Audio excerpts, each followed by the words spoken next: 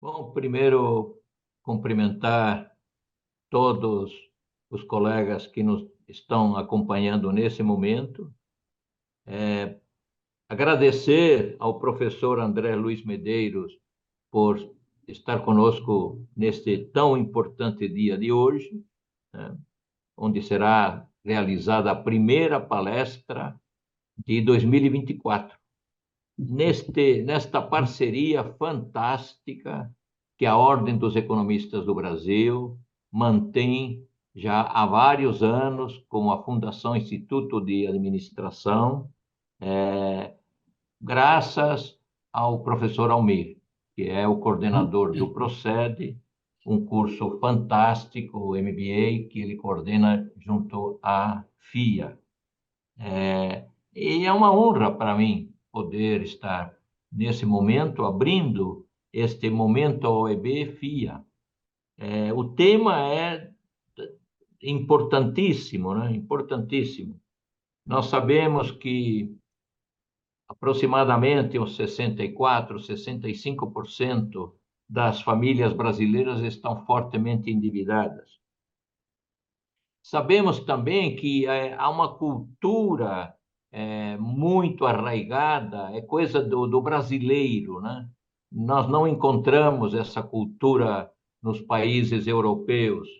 Há uma cultura muito arraigada para obter empréstimos, para comprar coisas no presente, vendendo uma série de bens e serviços que poderiam ser adquiridos no futuro. Mas isso é cultural, é cultural. E certamente, quando as famílias estão fortemente endividadas, acabam não direcionando a parcela correspondente para a compra dos bens necessários naquele determinado momento do tempo, porque parcela da renda é dirigida para o pagamento dos empréstimos que estão realizando junto a bancos, instituições financeiras. E certamente isso tem um impacto sobre o crescimento e desenvolvimento econômico do país, do Brasil. Eu creio que vamos ter uma maravilhosa palestra, uma excelente palestra com o professor André Luiz Medeiros, porque ele vai tratar exatamente desse tema e vai nos enriquecer sobremaneira, porque ele é um especialista há muitos anos nessa área. E vou pedir, então, professor Almir, que o colega faça a gentileza de resumir, né, o extenso currículo do professor André Luiz Medeiros, para que os demais participantes saibam da qualidade, né, desse nosso palestrante de hoje. Maravilha, presidente Manolo, obrigado. Realmente, o senhor disse bem, resumir aqui o currículo do professor, que apesar de jovem, bastante jovem, mas tem um currículo magnífico de fazer orgulho. O professor André Luiz Medeiros, ele é graduado em administração. Na sequência, fez um mestrado em engenharia de produção e voltou para o doutorado em administração na área de finanças, professor pesquisador da área de finanças da Universidade Federal de Itajubá, coordenador do Núcleo de Pesquisa e Desenvolvimento em Educação Financeira, ENARIOS, né? Embaixador da Educação Financeira em Minas, né? Foi um título concedido pela Associação da Educação Financeira do Brasil, graças aos seus esforços e trabalhos nesse segmento. Membro do Conselho de Administração do Sicob, região Sudeste mais. Sicob é o Sistema de Cooperativa de Crédito do Brasil. Diretor executivo da Fundação de Pesquisa e Assessoramento à Indústria, FUPAI, dentre muitas outras atividades, e ainda trabalha como professor, não é, professor? Muito obrigado, e hoje temos a honra, então, como disse o professor Manolo, de ouvir a influência da educação financeira no desenvolvimento econômico do país. Professor André, muito obrigado pela gentileza de ter aceitado o nosso convite, uma excelente palestra, transmito-lhe o microfone. Obrigado, professor Almir, obrigado, professor Manolo. É uma satisfação muito grande poder estar com vocês aqui nesse seleto público e tratar de um assunto tão importante. E abrir esse ano 2024 com esse tema é muito importante, ainda mais nessa semana que nós tratamos da Semana do Consumidor, né? Então, é um fator muito importante, muito interessante. Não posso deixar de agradecer também a indicação do professor Moisés para poder estarmos juntos aqui. O professor Moisés é um grande parceiro, um grande irmão, que a gente vem trabalhando forte aí com uma série de coisas. Então, o professor Moisés está aí na plateia, está aqui junto. Obrigado, é uma satisfação muito grande. Bom, sem mais delongas, eu vou compartilhar o material com vocês, que eu já deixei passei para o Monique, se alguém quiser o material. A ideia nossa aqui não é exaurir o tema, muito pelo contrário, é só conduzir o nosso bate-papo de tal forma que a gente possa abrir momentos para perguntas. Então, acho que esse é a melhor coisa que nós vamos fazer aqui, certo? Então, eu vou seguir esses 6 tópicos aqui, nós vamos falar um pouquinho sobre os fundamentos da educação financeira, o propósito da palestra, os impactos no desenvolvimento econômico da educação financeira, como ele impacta, vou mostrar alguns pontos, alguns casos de inspiração que nós vivemos por meio das palestras e trabalhos que nós desenvolvemos com a educação financeira desde 2015, uma proposta prática que nós desenvolvemos no grupo, né, no DENARES, no Núcleo de Pesquisa e Desenvolvimento em Educação Financeira, e aí vamos fechar esse tema dentro das algumas considerações finais. Bem, eu sempre gosto de apresentar um pouco, levar para o nosso público um pouco sobre a universidade, né? Às vezes nós temos público do Brasil inteiro participando da palestra e não conhece a Universidade Federal de Itajubá. Nós estamos na cidade de Itajubá, uma universidade de 111 anos, então não é uma universidade jovem. Nós temos aí 34 cursos de graduação, cuja maioria é de engenharia, né? E dentro desse rol de curso de engenharia, está eu, o professor Moisés, lá trabalhando na parte de administração, junto com o Instituto, que nós fazemos parte do Instituto de Engenharia de Produção e Gestão. Então, esses são alguns números da Universidade Federal de Itajubá, para que vocês possam entender. Essas fotos que estão aí, um dos itens que nos orgulha muito, está relacionado com os nossos projetos especiais dos alunos, que eles são feras, né? Os nossos alunos são o que nós temos de melhor aqui na universidade, e é por isso que nós estamos aqui. E fazemos parte do Instituto de Engenharia de Produção e Gestão, né? Trabalhamos dentro do curso de Administração e Engenharia de Produção, temos os cursos de pós-graduação em Administração, Engenharia de Produção, Desenvolvimento, Tecnologia e Sociedade, e os cursos de especialização, MBA, Qualidade e Produtividade, e uma especialização em Educação Financeira. Então, esse é só um rol de cursos aqui. Eu gosto muito de apresentar, e agradeço a apresentação do professor Almir, né? Essa foto aqui, que alguns de vocês devem ter conhecido, a professora Cláudia Forte. Ela era a coordenadora da Estratégia Nacional de Educação Financeira no Brasil, era a superintendente da EF Brasil, foi quando eu recebi esse título de embaixador de Educação Financeira de Minas Gerais.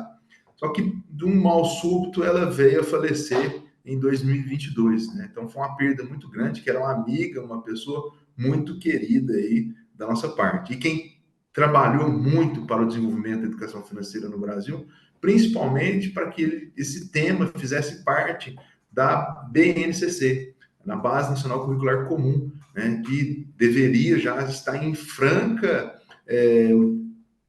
divulgação, utilização e trabalho dentro das escolas públicas e particulares do Brasil inteiro a partir do primeiro ano do ensino fundamental, que é algo que nas nossas pesquisas nós não vemos acontecer, e nós vamos mostrar algumas coisas para vocês aí. E, por fim, o DENARES, né?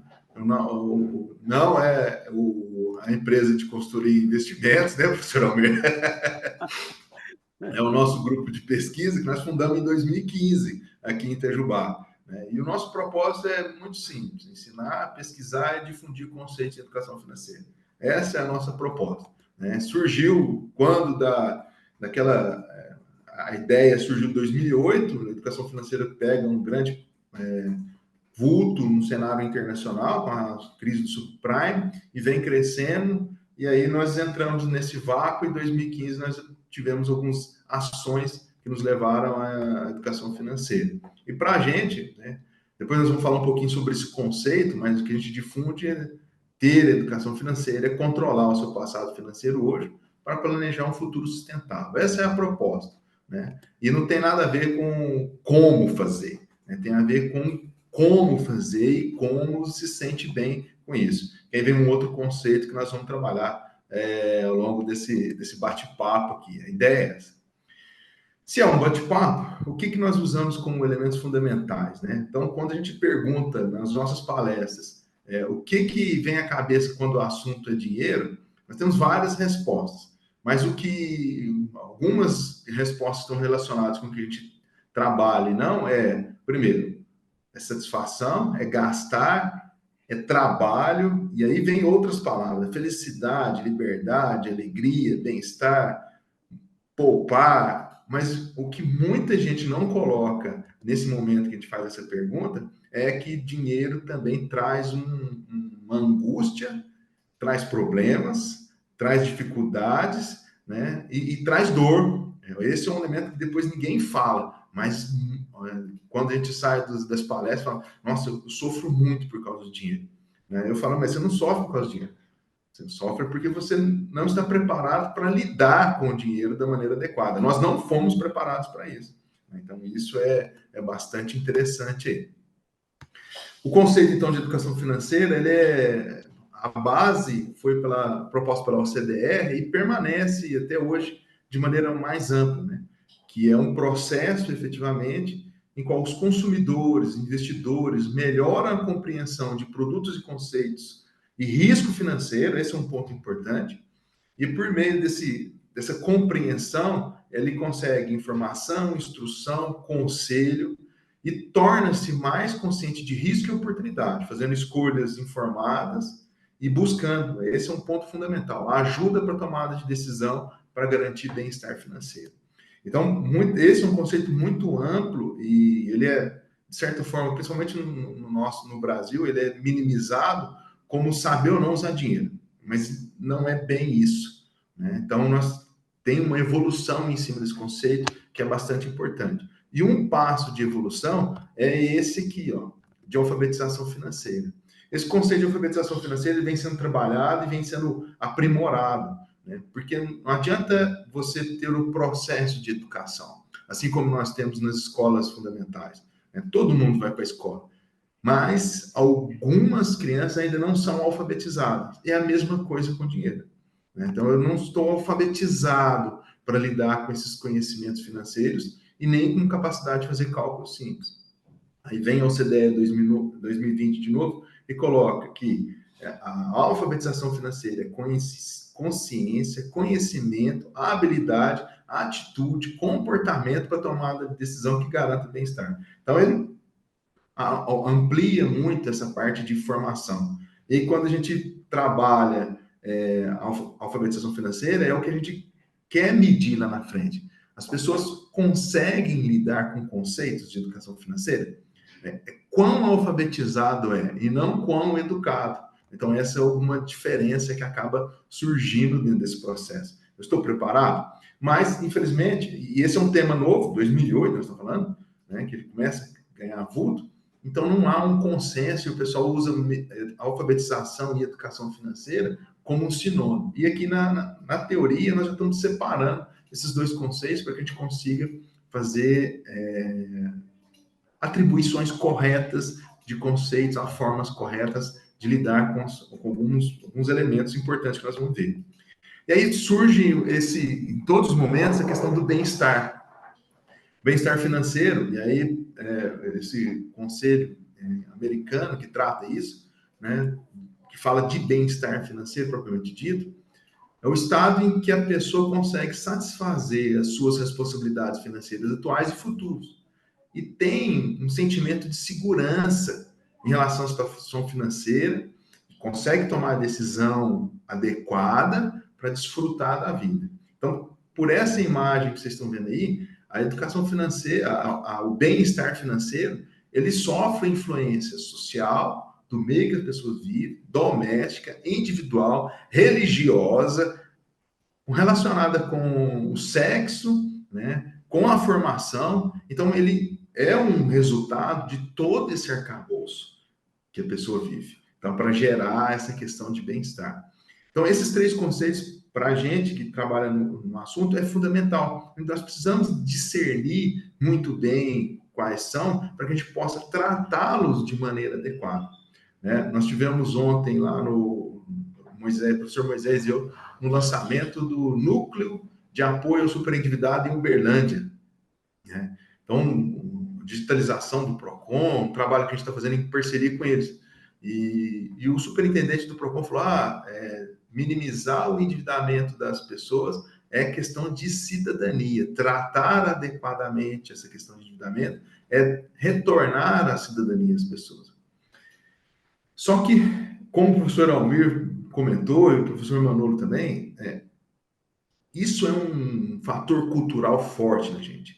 Né? Isso a gente carrega há algum tempo, porque nós antecipamos compras que não são urgentes. Esse é um elemento fundamental. Né? Só que essa antecipação de compra, né, que deveria muitas vezes gerar bem-estar, ele não gera bem-estar.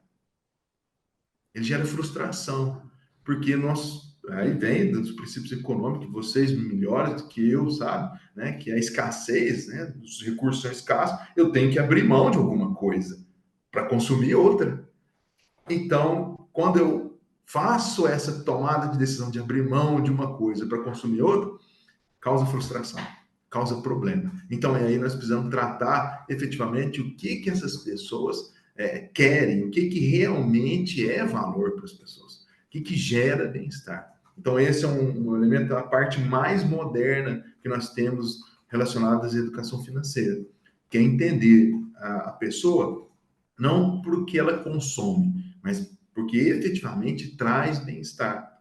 Né? E aí nós mudamos o paradigma de endividamento, que eu posso me endividar perfeitamente, né? Não ser inadimplente, mas fazer o endividamento, eu antecipo o consumo, pago juros, mas se isso trouxer bem-estar, esse bem-estar não comprometer a minha capacidade de sobrevivência, tá tudo certo, não tem problema. Então é uma outra forma de encarar. Eu brinco que eu tenho um casal de amigos que eles trabalham 2 anos no Brasil e ficam 6 meses viajando. Quando eu falo isso em sala de aula, parece que o pessoal arrepia. Mas como assim? Eles largam tudo, não tem casa, não tem carro, junta dinheiro 2 anos e fica 6 meses viajando. Aí fala, mas é um absurdo. Eu falei, não é não. Tá certo. Eles se sentem bem assim. Então, tá tudo certo. Mas eles não têm carro. Então, mas esse não é o objetivo deles. Não tem casa. Mas eles não querem ter casa. Eles querem viver todos os momentos possíveis enquanto eles estiverem. Mas e o futuro? Bom, se eles não estão preocupados com o futuro, e isso traz bem-estar, tá tudo certo. Agora, não dá para eles falarem assim, mas se eu ficar velho, o que vai acontecer comigo? Aí você muda a concepção de bem-estar. Então, o que é melhor para mim? É ter um plano de previdência, viajar não 6 meses, mas fazer uma viagem de férias de 15 dias e poupar meu dinheiro. Então, você muda a concepção de bem-estar. Então, é esses elementos. E aí eu brinco muito com o pessoal que a gente trata. Não tem nada proibido. Tudo é permitido, desde que você se sinta bem com aquela situação. Né? Então, são alguns elementos interessantes aí. E a educação financeira no Brasil, ela é muito nova, né? Apesar de pegar da onda do subprime, junto com, principalmente os Estados Unidos, que foi, a barra lá foi bem mais pesada que aqui, a gente lembra disso, né? Ela surgiu em 2010, começou a funcionar efetivamente com projetos, programas em 2014, 2015, né? Pegou um volume de produção bastante interessante. No entanto, que nós, junto com os parceiros da Estratégia Nacional de Educação Financeira, produzimos esse livro, que está disponível, depois eu posso passar o link para a Monique, ele está aberto. Meu Bolso em Dia, livro de educação financeira, ele conta a história dos primeiros 10 anos da Estratégia Nacional de Educação Financeira. E aí vem o decreto de 2020, que instituiu uma nova estratégia de educação financeira, e aí, né, coisas do Brasil, acabou com tudo que tinha sido feito até então, né? Desmanchou a OCIP, que cuidava do processo, tirou as organizações que financiavam a Estratégia Nacional Financeira do radar, colocou só a empresa pública e organizações públicas gerindo o processo, e aí sumiu a Estratégia Nacional de Educação Financeira. Então, essa foi uma perda muito grande que nós tivemos, porque o estágio de desenvolvimento que nós estávamos já era grande. Nós tínhamos 12 polos nacionais, 12 polos estaduais de educação financeira, que formavam pessoas para lidar com esse assunto. E esse é um ponto importante, formar pessoas para lidar com esse assunto. Por que é importante formar pessoas para lidar com esse assunto?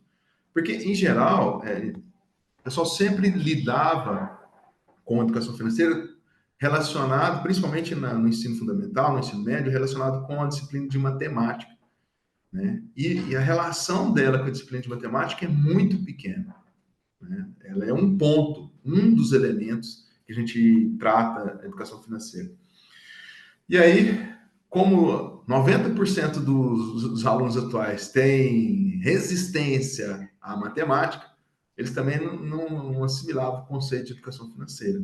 E quando ele foi para a Base Nacional Curricular Comum, a educação financeira virou um assunto transversal e nós começamos a capacitar professores de inglês, por exemplo, para tratar a educação financeira.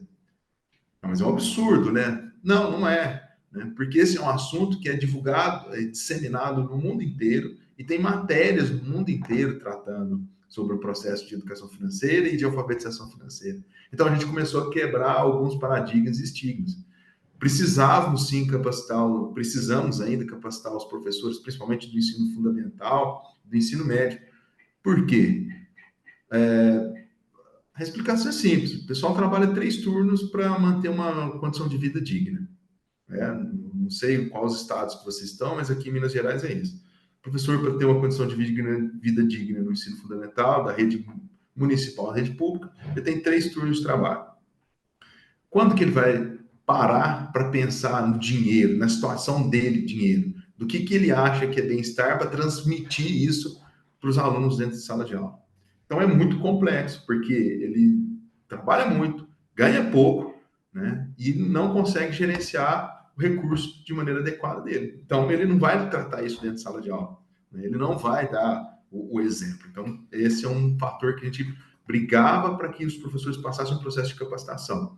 E aqui em Minas Gerais nós conseguimos, né? Foi uma turma piloto, nós entramos no processo de capacitação de 200 professores da rede estadual, né, do estado inteiro, das 57 superintendências regionais de ensino, né, para formar o primeiro pool de capacitação de professores. Foi um trabalho bastante interessante que eu mostro algumas fotos para vocês.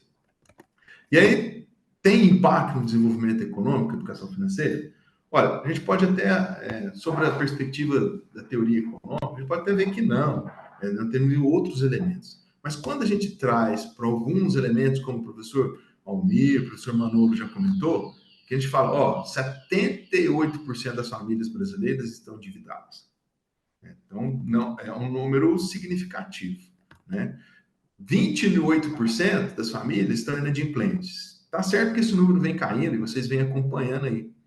Mas é um número de inadimplência muito alto. E quando a gente fala que o cartão de crédito é o principal elemento que gera a inadimplência, a gente já sabe que o comprometimento da renda dessa família, com 3 meses, é impagável, né? Com a quantidade de juros que são cobrados pelo cartão de crédito. Então, esses são elementos que impactam o desenvolvimento econômico. Porque, como o professor Manu disse, consumir é algo importante para a gente manter a própria economia rodando, né? E gerar emprego e renda, então, baseada no consumo. Entretanto, esse consumo sem consciência gera problema econômico. O problema é tão grande, né, que o dinheiro é o principal elemento que preocupa os trabalhadores brasileiros. 8 em cada 10 brasileiros responderam que o rendimento profissional é atrapalhado por causa do dinheiro. De tal maneira que hoje nós vemos uma rotatividade muito alta, não sei se vocês percebem nos lugares que vocês estão, de pessoas trocando de emprego por causa de 100, 200, 300 reais. Aqui em Itajubá acontece muito isso. Então, o pessoal troca de emprego sem saber por causa dos R$100. E sem fazer conta também. Porque às vezes ele faz conta do salário que está recebendo, mas não do benefício. Que o benefício é maior do que o próprio salário. Que às vezes R$100 no salário, ele muda de faixa de imposto de renda, ele já perde esses R$100 para o imposto de renda, ele não recebe ele. Então, são contas simples que precisam ser feitas para que a gente possa entender essa relação. Isso causa um problema muito grande que está relacionado com a produtividade, né? 4 em cada 10 brasileiros passam pelo menos 3 horas de trabalho por semana resolvendo, dentro do ambiente de trabalho, questões financeiras, né? Aqui na Unifei, isso é um caso muito emblemático. Certa ocasião, eu estava como diretor do Instituto de Gerente de Produção e Gestão, né, eu tinha um funcionário que ele recebia ligação o dia inteiro, constantemente. Eu passava na mesa dele, ele estava no telefone. Aí teve um dia que eu sentei na mesa dele e fui conversar com ele. E o telefone tocou. Era uma financeira ofertando crédito consignado. Eu falei, mas espera aí. Não, porque ele estava arrolando a dívida. Uma dívida atrás da outra. E aí o servidor público, com a facilidade de acesso ao crédito consignado, isso prejudica mais ainda. Então ele passava a maior parte do tempo trabalhando com as questões financeiras pessoais. Então, diminui efetivamente a produtividade, que já é um problema. Por isso, uma demanda grande dos próprios funcionários é que as empresas estimulem a tratar esse assunto dentro do ambiente de trabalho, fazer parte do processo de capacitação, colocar no plano de desenvolvimento de carreira para que eles possam entender efetivamente qual que é o papel do dinheiro dentro do processo de remuneração. E nós não tratamos isso dentro das nossas salas de aula. Isso é impressionante, né? E eu vou mostrar alguns dados para vocês que levam a essas conclusões, é bastante interessante. Ora, se eu gasto tempo tratando tanto com dinheiro dessa forma, meu bem-estar é ruim, né? E o pessoal fala, minha renda é insuficiente, eu não ganho o suficiente para isso. Só que aumentar a renda não é condição para melhorar o nível de bem-estar financeiro. E baixa renda não é a única culpa da vida financeira insatisfatória, né? Então, esses são elementos importantes. E temos vários exemplos, tenho certeza que vocês conhecem vários exemplos aqui. Eu gosto muito de citar um exemplo de um avô ele é muito amigo nosso, era um avô de um amigo, e a gente vivia muito na casa dele quando criança. E eu sou de Uberaba, e à época ele trabalhava com fretes em Uberaba, ele era carroceiro, carroça, cavalo, fazendo frete o dia inteiro. Ele tinha 7 filhos, formou 7 filhos, tinha uma casa num lugar bom, de luxo até, para a realidade dele. E a gente brincava. O professor Samuel, chamava Samuel, já faleceu, infelizmente. Mas o senhor, como carroceiro, como é que o senhor conseguiu tudo isso? Ele falou, simples, meu filho. Eu gastava menos do que eu ganhava. E como eu tinha dinheiro, sempre tinha algumas oportunidades, eu aproveitei as boas oportunidades que a reserva financeira me deu. Então, formou os filhos, construiu uma casa, viveu bem, né? E ele veio a falecer com 87 anos.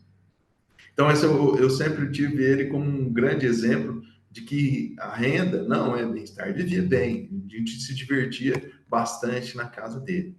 Então, o bem-estar financeiro está relacionado com alguns componentes que são importantes, nós vamos tratar um pouquinho mais para frente. Controle financeiro, tranquilidade financeira, objetivo de vida e um ponto fundamental nesse processo, que é a liberdade financeira. Eu tenho que ter, eu tenho que me sentir isso, né?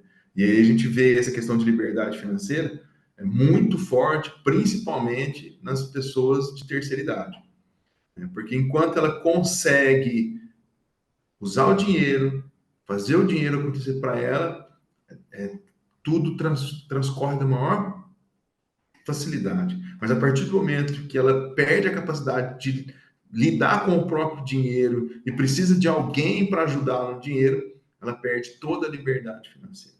Então, esses são alguns momentos, alguns pontos interessantes que a gente tem notado ao longo dessa história nossa.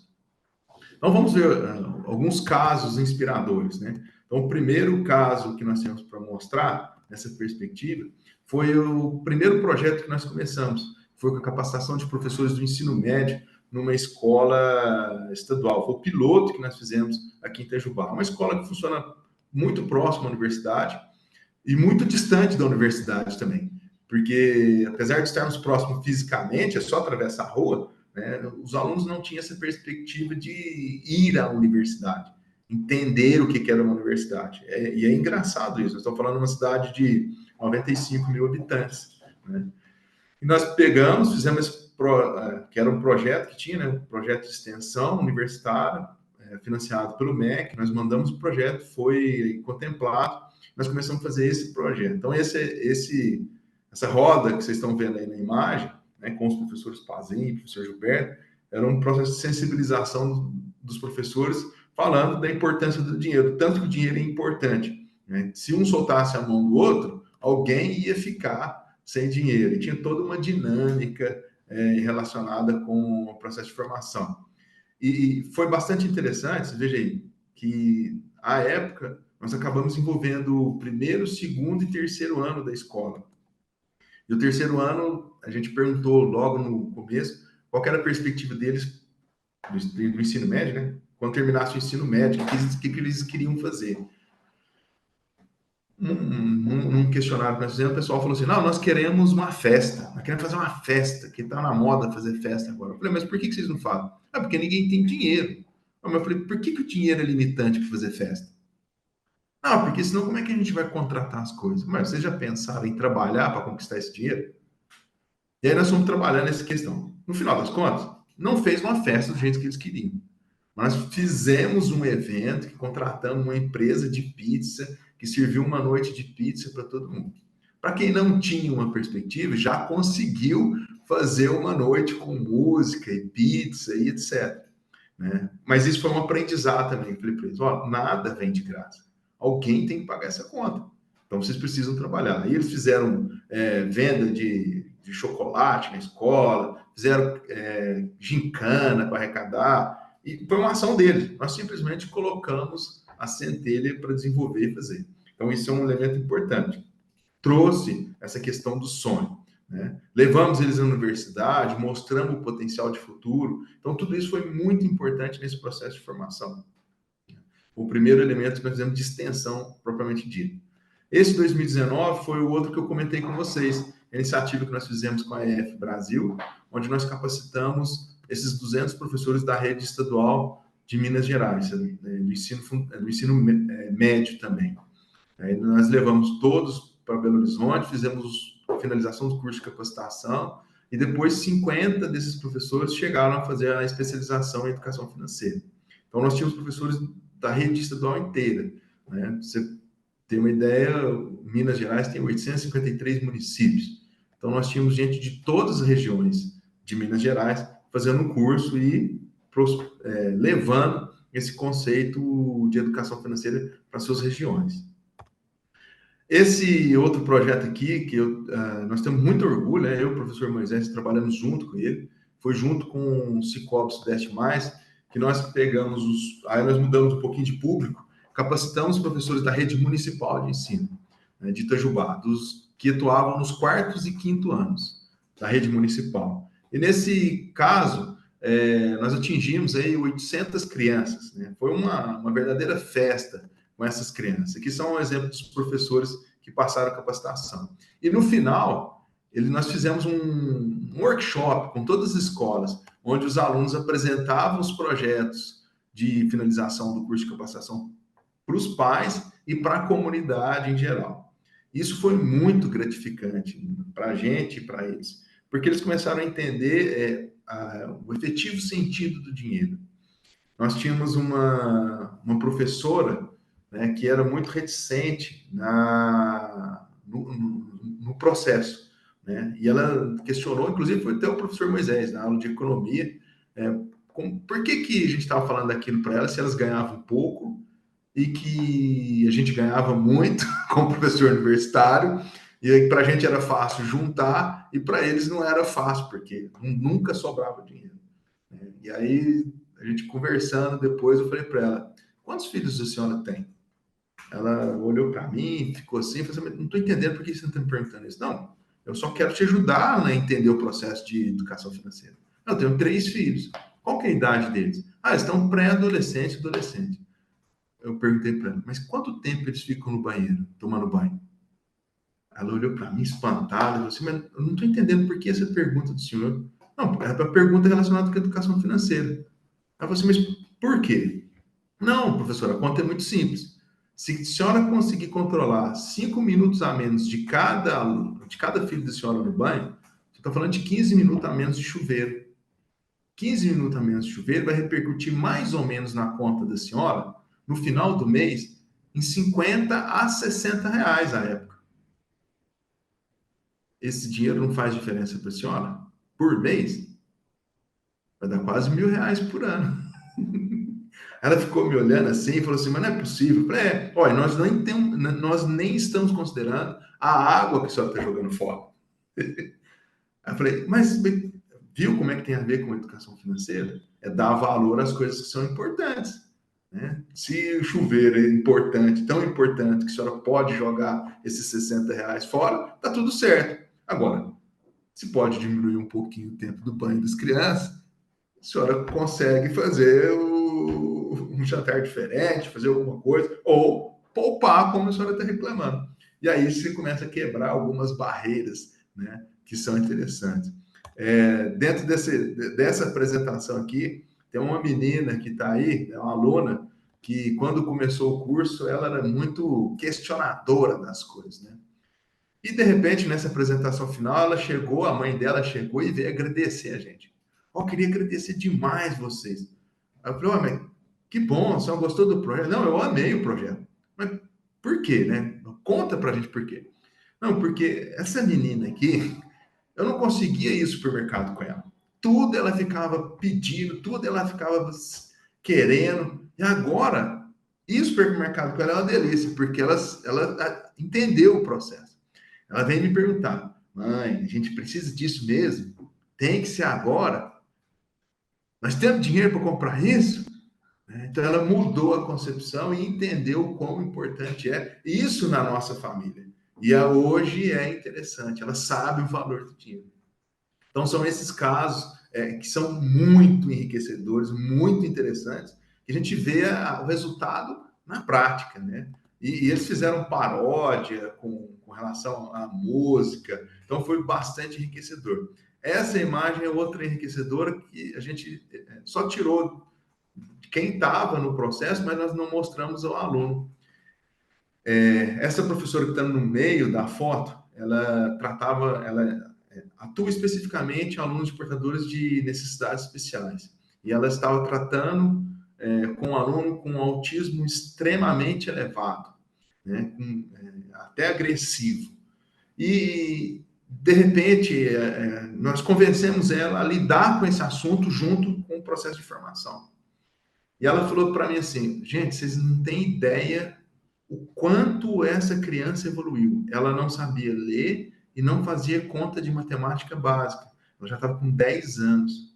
Mas a partir do momento que nós começamos com o processo de mostrar o dinheiro e trazer isso para a realidade dessa criança específica, ela passou a falar e fazer conta de matemática. Eu falei, mas e aí, professor, mas por que disso? Ela falou, porque ela se identificou. O problema de dinheiro era o principal problema da família dele. O pai e a mãe brigavam o dia inteiro por causa do dinheiro. E ele viu uma forma de ajudar o pai e a mãe a parar de brigar. E depois isso foi relatado através de desenhos. Tanto que é interessante levar esse assunto, né? Então ele mexe a realidade das famílias, né? De todos os níveis que a gente costuma falar. Então esses são alguns casos. E ao longo desse tempo, nós fizemos várias dissertações de mestrado tratando desse assunto e alguns artigos também que lidavam, né? Esse caso aqui foi um aluno de mestrado que tratou desse assunto junto com os funcionários e as pessoas, e os tomadores de microcrédito produtivo orientado. Então, isso foi bastante interessante. O que nós vimos, né? Qual é o resultado que nós chegamos? Que os funcionários do Banco do Brasil, desculpa, no caso que foi ver, eles eram, sim, formados adequadamente, tinham um nível de educação financeira alto, 70% educado financeiramente dos servidores. Ainda tinha alguns que não eram, né? Então, eles, sim, né, conseguiam dominar os conceitos básicos de educação financeira relacionados principalmente com inflação, juros, matemática, cálculo matemático, um ponto que a gente colocou nosso, seguro, né, e risco, diversificação e risco. Então, eram 6 questões.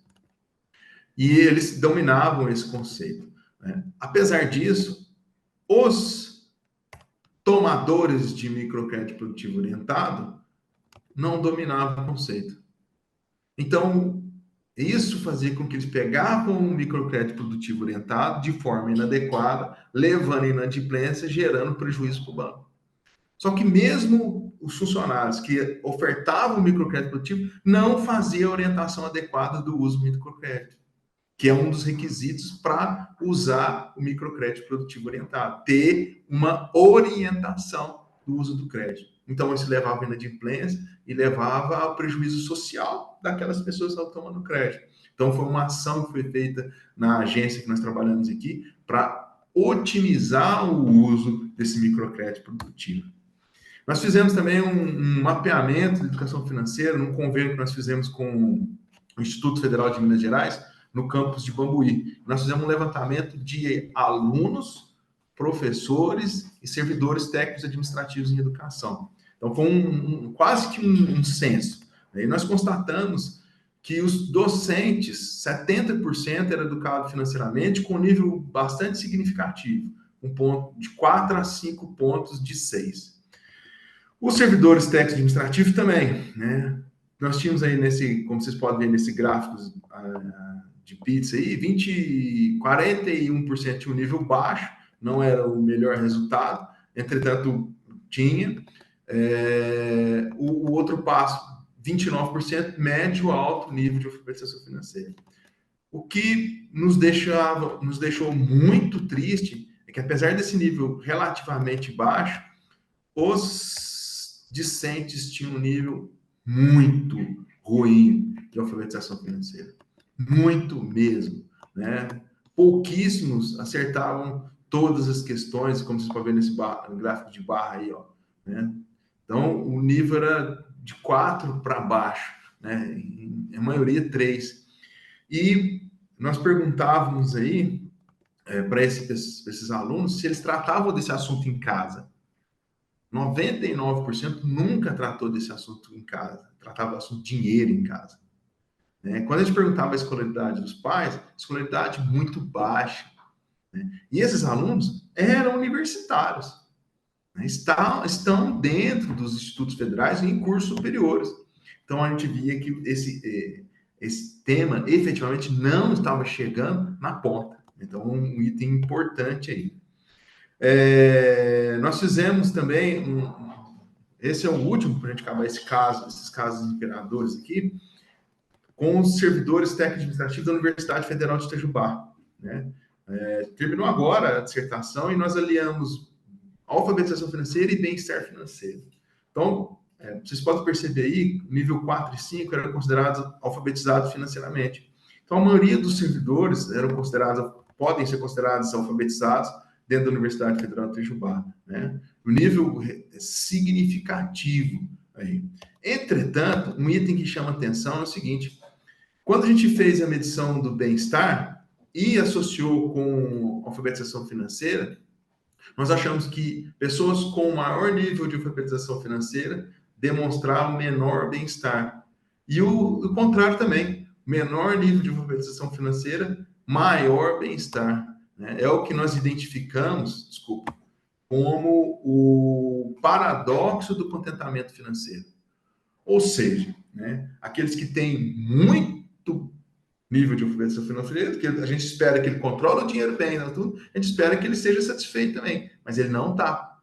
E aquele que não tem, ele está completamente satisfeito. Fiz essa pesquisa, repeti essa pesquisa numa agência bancária também, em Itajubá, com funcionários de maneira geral.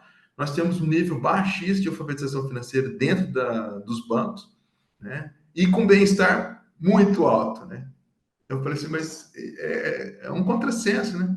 Se você sabe usar o dinheiro, você deveria estar feliz com ele, mas não é isso que acontece, né? Quem conhece mais está sempre querendo resultados melhores aí. Então, esse é um ponto muito interessante.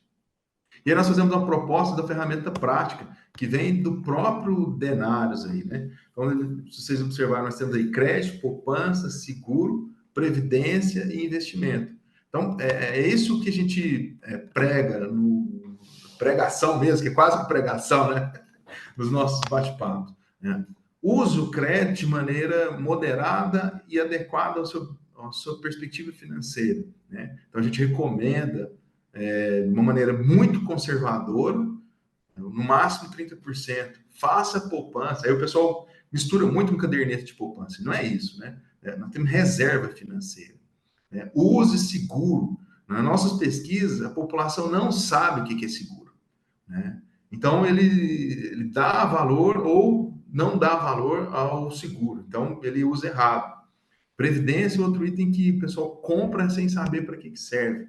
E todo mundo já quer partir para o investimento, sem conhecer efetivamente as características do investimento, a questão de risco e diversificação. Então, essa é a ferramenta prática aí. Mas para isso, você precisa controlar o dinheiro, ter tranquilidade, e essa tranquilidade só vem por meio da reserva financeira, precisa adequar o seu objetivo de vida, né? O que você quer. Você está preocupado com a velhice? Não está? Então, são pontos importantes a serem considerados.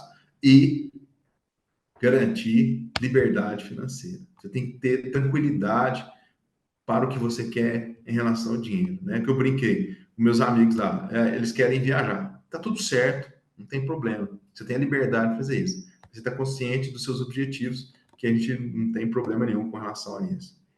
Para a gente finalizar e abrir o espaço para as dicas, né, para as conversas, o nosso bate-papo, todos em algum momento vão passar por situações financeiras negativas. Então, nós precisamos ter resiliência financeira, né? Capacidade de sair de um determinado ponto e voltar para esse ponto e seguir a vida. Então, essa é uma consideração sobre resiliência financeira. E a resiliência financeira pode contribuir com o bem-estar financeiro. Desculpa, né? O bem-estar financeiro também está associado ao aproveitar a vida adequadamente. Ter uma vida que você gostaria de curtir, sem esquecer que o desequilíbrio vai te trazer problema, tá? Tanto o excesso quanto a falta, ele vai te trazer problema. Então é preciso entender. E o equilíbrio, ele é individual, né? Se não for individual, ele é da família. Então esse é um ponto para ser considerado. O bem-estar financeiro pode ser uma das condições para melhorar o desempenho profissional, né? Porque você vai melhorar a produtividade. Mas para isso é necessário entender qual que é o seu nível de alfabetização financeira. Eu conversando com uma pessoa, uma profissional da odontologia semanal, eu não detesto mexer com número, não gosto de dinheiro, quem faz isso é meu marido. Eu falei, mas como é que você é uma profissional liberal e não sabe controlar o dinheiro que você ganha, né? Então, esses são alguns insights, algumas trocas para que a gente possa aí, bater um papo, né? E eu poderia ficar aqui, professor Almir, o dia inteiro falando desse assunto, porque para mim é uma satisfação. Muito obrigado por todos, pela atenção.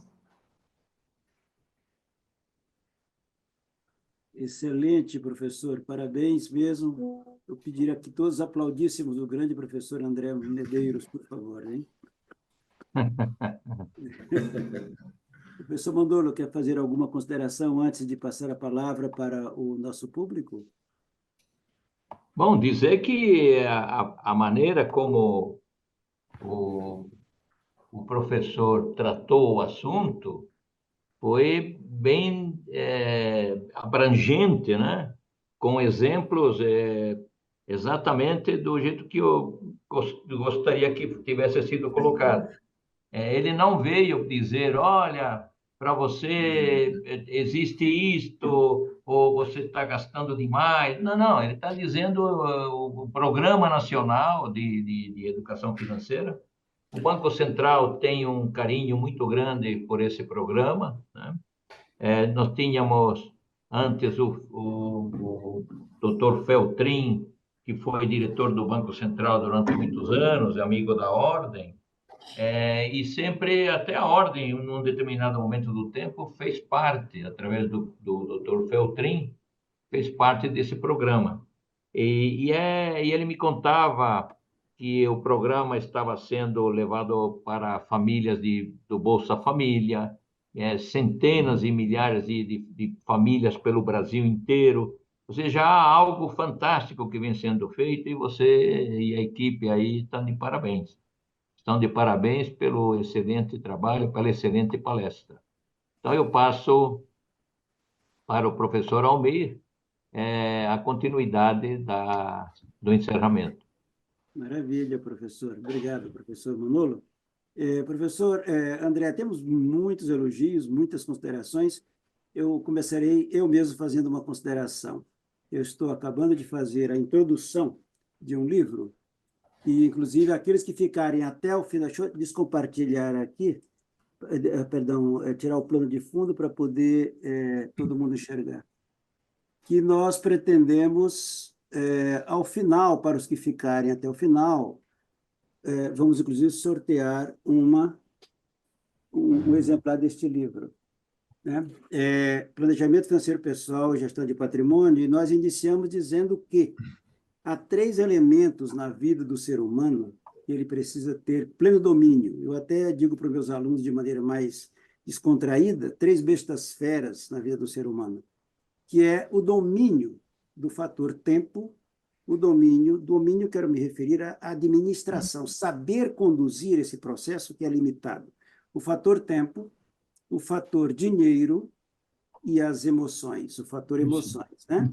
Se não souber gerenciar essas 3 dimensões, ele, em qualquer momento, é como se fosse 3 pernas de um banquinho. Ele vai desequilibrar e vai ter problemas. Então, na realidade, parabéns, eu também achei maravilhosa a sua palestra, não só pelo conteúdo, mas pelo poder multiplicador que o seu trabalho já vem trazendo. Eu achei excelente. Temos aqui várias considerações. Eu queria pedir àqueles que quiserem fazer pergunta, levantasse a mão. Nós vamos ter condição para 3 perguntas, no máximo, porque ao final nós vamos sortear. Além desse livro que eu mencionei, vamos ter aquele livro Estratégia Nacional de Educação Financeira que o professor mencionou. Enquanto ele estava falando, eu consegui, com o professor Moisés, que nós tivéssemos também a oportunidade de sortear 3 exemplares daquele livro, viu, professor André? Isso é muito bom. Então, vamos sortear 3 Excelente. exemplares. Professor Almir, se alguém mais quiser, eu arrumo mais 5 exemplares. Opa, maravilha. Então, vamos deixar para depois, então. Mas 3 vão ser sorteados daqui a pouquinho para aqueles que fizerem a lição de casa que a Monique recomendou. Mas, primeiramente, o Fauzi fez alguma consideração. Fauzi, com seu poder de síntese, que é muito bom, Fauzi, esteja à vontade para fazer as suas primeiras considerações e pergunta para o professor. É bom fazer viva voz, porque fica mais tranquilo e mais interativo. Muito obrigado, professor Almir. Parabéns, professor André Luiz. Excelente visão e, sobretudo, que essa semente que vocês estão espalhando frutifiquem. E a minha pergunta é exatamente nesse sentido. Até onde há uma continuidade deste processo? Este é um país extremamente carente, né, de informação que depois, transformada em conhecimento, acaba gerando aquilo que é vital no sistema capitalista, a multiplicação, né? Como é que tem sido isso? Fauzi, a gente vê ele que ele, hoje, sinceramente, ele está muito distante. Eu acho que essa é a melhor palavra. Ele está muito distante das famílias brasileiras. Tão distante que quando a gente vem evoluindo nas nossas pesquisas, a gente pergunta para eles, vários públicos de várias idades, se eles trataram esse dinheiro, uma pergunta que está relacionada com a sua, com a família. A gente vê que esse assunto não é tratado com as famílias até hoje, né? O dinheiro dentro de casa ainda, por incrível que pareça, é um tabu, né? Ninguém fala para os filhos quanto que ganha, como é que funciona. E isso é muito prejudicial para o desenvolvimento dessas crianças que estão chegando cada vez mais tarde no ambiente de trabalho. né? E sem saber lidar com o dinheiro. Então, isso é um fator muito que dificulta muito essa evolução. E as nossas instituições se afastaram, né? Eu sempre gostei muito do Feltrin, quando a gente atuava junto no Banco Central, e ele estava nesse processo. Porque ele ia para próximo do público, né? Ele estava próximo. Hoje, infelizmente, o Banco Central, e eu entendo, não é papel essencial do Banco Central levar essa cidadania financeira. Ele pode incentivar, mas se responsabilizar por isso é muita coisa para o Banco Central fazer. Então, ele tem que deixar com quem tem condição. E você, Fausto, vai se lembrar bem o quanto que o agronegócio evoluiu da época que você formou, que você estava, e que foi em função dos projetos de extensão da Emater, da Embrapa, que levavam o desenvolvimento e conhecimento para o público onde ele estava. Então, quanto mais distante nós estamos do público, mais difícil vai ser essa absorção do conhecimento. E isso é o que eu vejo hoje.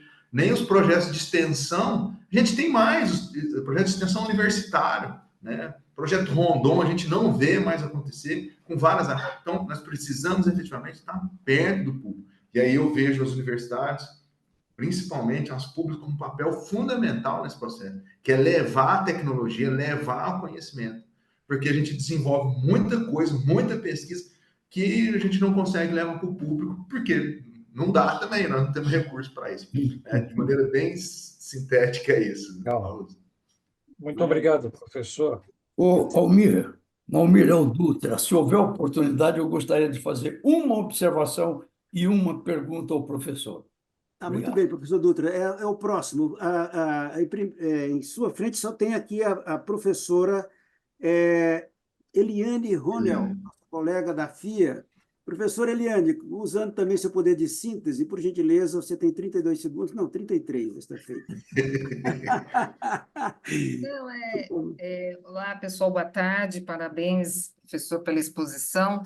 É só mais uma provocação, porque eu apoio, eu defendo que educação financeira tem que estar incluída no ensino fundamental, então isso é muito mais do que programas pontuais, de você tentar treinar localmente, mas teríamos que mudar a grade.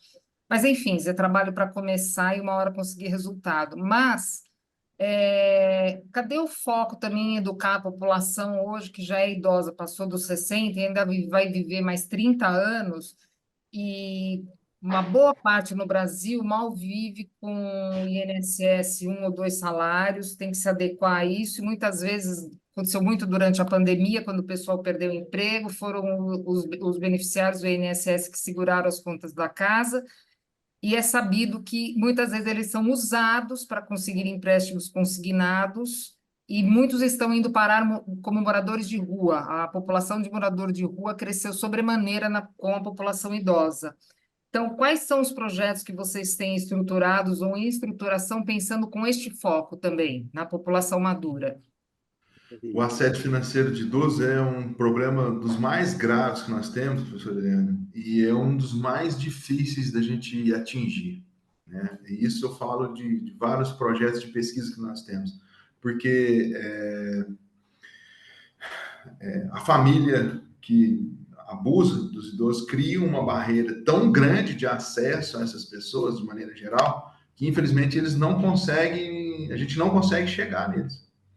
Nós tivemos alguns projetos bastante interessantes junto com a EF, tratando de idosos, que a gente tinha que ir, por exemplo, para a fila do banco para chegar a ter acesso ao idoso, porque é onde ele ia sacar o dinheiro, para conversar com ele. E aí, muitas vezes, a gente era barrado nesse processo. Então, eu concordo com você, é um processo difícil, que, infelizmente, nós tiramos do radar porque nós não conseguimos resultados práticos, né? E aí nós ficamos, trabalhar com as crianças, a gente evita um problema futuro, né? Mas eu tenho consciência disso, eu sei disso, mas só que eu não tenho ferramenta para agir com os idosos nesse momento, professor Helena, infelizmente. Maravilha, professor. É duro, mas é verdade.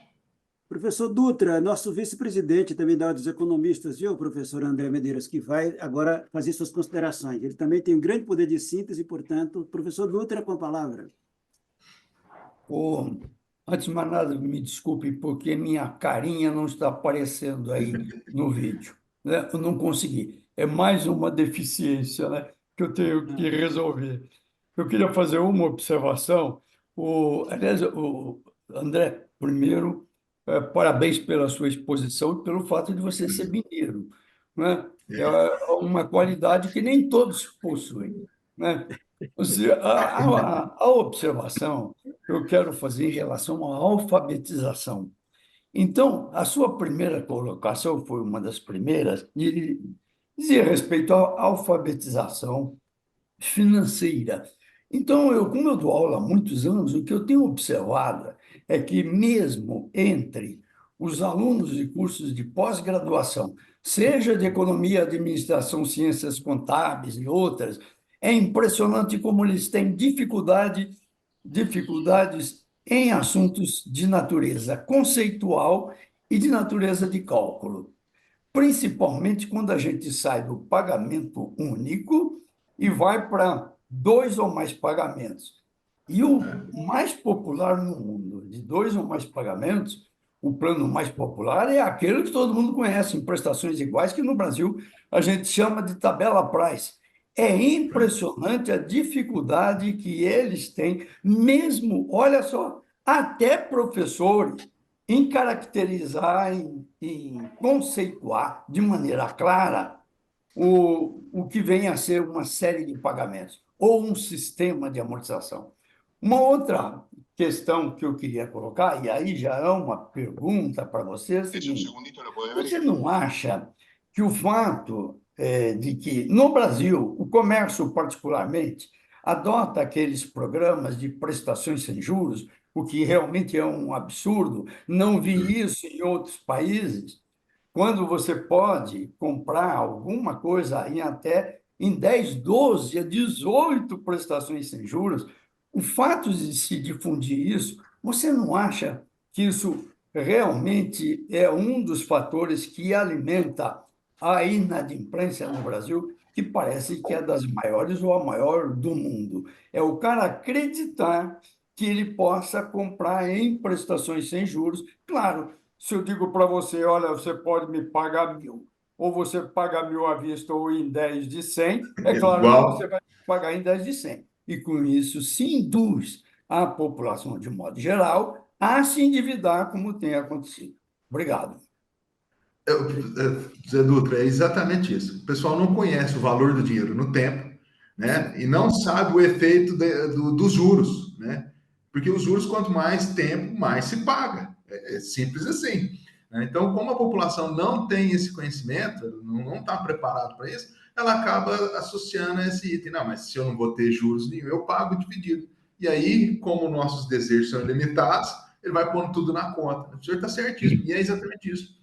O comércio, o excesso de consumo tem essa indução, né? Eu divido em 24 vezes, né? Eu brinco dentro da sala de aula. Cara, vocês estão andando com um iPhone 16 aí, pagando 24 vezes de R$300. Vocês estão brincando?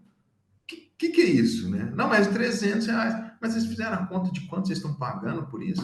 Né? Vale a pena, né? Fazer seguro de iPhone? Né? O pessoal tem feito também. Então, se isso é um valor que está nessa sua fase de idade, você está fora da realidade. Isso está certíssimo. Falta de conceito. Professor Almir, obrigado. Monique, se você puder pegar as perguntas do chat e mandar, eu respondo para todos no final da tarde, mando um e-mail para você e você passa para todo mundo, se puder. Professor, eu pediria, antes de nós fazermos o sorteio, que depois eu quero passar a palavra para o professor Manolo fazer o encerramento formal, né? Já estamos com 7 minutos. Eu queria rapidamente lhe dar a palavra para suas considerações finais, professor. Eu fico envaidecido em ter tido a possibilidade de tê-lo conosco, que de fato é fabuloso o seu trabalho. Professor Amir, rapidamente vou só agradecer você, professor Manolo, professor Moisés, pela oportunidade. É uma satisfação imensa estar aqui abrindo esse ciclo de palestra e estou à disposição para vocês precisarem, na hora que vocês precisarem, porque o nosso papel aqui é esse, é levar o conhecimento e difundir esse assunto da melhor forma possível. Obrigado de coração a confiança. Maravilha, excelente. Só antes de passar a palavra para o nosso presidente, que depois que o presidente fala, a gente silencia, Eu queria só manifestar os agradecimentos, efetivamente, ao nosso grande Marcos Calheiro, lá de Maceió, Moisés Vassalo, pelo grande trabalho, inclusive, de me fazer conhecer o nosso querido professor André Medeiros, não é? O professor José Dutra Vieira Sobrinho, nosso vice-presidente, aliás, André Vassalo é nosso vice-presidente também da Ordem dos Economistas do Brasil. O professor Barnabé, que será um dos nossos palestrantes ao final, fechando esse semestre, o professor Barnabé também está presente. Professora Melânia Vaz, a FIA, que também já se manifestou. Professora Eliane Ronel, também se manifestou. Tem muitas pessoas que eu não vou, naturalmente, lembrar de todos os professores, principalmente presentes. O Fauzi, que é sempre o nosso grande presente assíduo. Eu queria agradecer também a Cida, da Ordem dos Economistas, a Carol e a Monique, da FIA, do nosso apoio, pelo trabalho que fazem, porque nós, na realidade, apenas conduzimos, mas quem faz o verdadeiro trabalho são elas, Carol, Monique e a Cida, da Ordem dos Economistas do Brasil. Professor Manolo, o senhor está com a palavra, depois do presidente, nós silenciamos. Obrigado, professor Almir. Mais uma vez, agradecer ao professor André Medeiros pela brilhante palestra que nos propiciou e dizer da minha satisfação, da alegria de rever esses amigos da Ordem dos Economistas do Brasil e da FIA.